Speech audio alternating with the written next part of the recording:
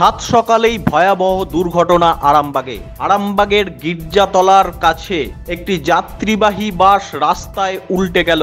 আরামবাগের গির্জাতলার কাছে একটি যাত্রীবাহী বাস উল্টে গেল।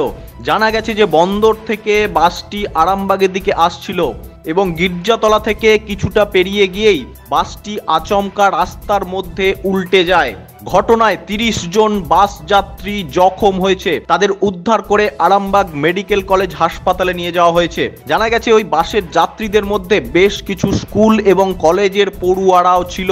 আপনাদের আরো একবার জানাচ্ছি, আরামবাগে ভয়াবহ বাস দুর্ঘটনা, রাস্তার মধ্যে উল্টে গেল যাত্রীবাহী বাস। সাত সকালেই দুর্ঘটনা আরামবাগের গির্জাতলায়, রাস্তার মধ্যে উল্টে গেল যাত্রীবাহী বাস। ঘটনায় 30 জন বাস যাত্রী জখম হয়েছে। বাস যাত্রীদের সূত্রে যেটা জানা যাচ্ছে যে রাস্তায় চলতে চলতে আচমকা বাসের কোনো যন্ত্রাংশ বিকল হয় এবং এই যন্ত্রাংশ বিকল হওয়ার জেরেই বাসটির চালক নিয়ন্ত্রণ রাখতে পারেননি, তার জেরেই বাসটি উল্টে যায়। রানিংয়ে ফাঁকা জায়গা, গির্জাতলার মোড় থেকে টপেজটা দিয়ে বাসটা ছেড়েছে রানিংয়ে। আস্তে আস্তে একটা কটমট করে শব্দ হলো, সামনে কিছু পড়ে নাই, কটমট করে শব্দ হয়ে যায়। বাসটা বাঁ দিকে মানে বাড়ি আছে, ওই দিকে উঠে যে ডান দিকে আবার পাল্টি খেয়ে গেল। বেশ এইটুকুনি। তারপরে আর কি হবে, সেটা হই হাল্লা কান্নাকাটি। তারপরে ওইখানে স্থানীয় লোক এসে ওরা ওই মানে এইগুলো ভেঙে দিয়ে এবার বেরোনোর ব্যবস্থা করছে, সব বার করছে। এই পর্যন্ত আমি উঠেছিলাম ঠাকুরানীর চোখ থেকে, আমি আরামবাগে ডাক্তার দেখাতে আসছিলাম। বাসটি উল্টে যাওয়ার পর বিকট চিৎকারে স্থানীয় বাসিন্দারা ছুটে এসে যাত্রীদের কোনো রকমে উদ্ধার করেন। ঘটনাস্থলে যায় আরামবাগ থানার পুলিশ। এই মুহূর্তে আহত যাত্রীদের উদ্ধার করে আরামবাগ মেডিকেল কলেজ হাসপাতালে নিয়ে যাওয়া হয়েছে। আপনাদের আরো একবার জানাচ্ছি, আরামবাগের গির্জাতলার কাছে বাস উল্টে গেল যাত্রীবাহী বাস।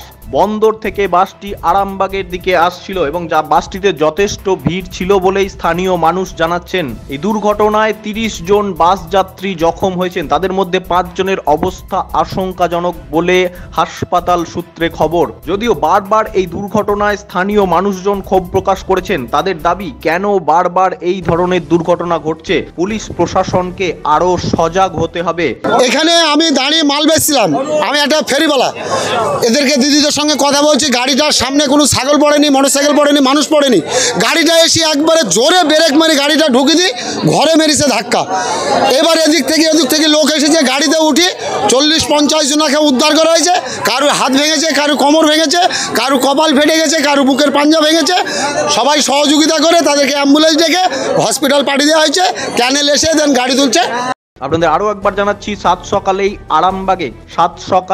আরামবাগে ভয়াবহ বাস দুর্ঘটনা। যাত্রীবাহী বাস উল্টে জখম হলেন 30 জন যাত্রী। এই মুহূর্তে তাদের উদ্ধার করে আরামবাগ মেডিকেল কলেজ হাসপাতালে নিয়ে যাওয়া হয়েছে। নিউজ আজ বাংলা, আরামবাগ।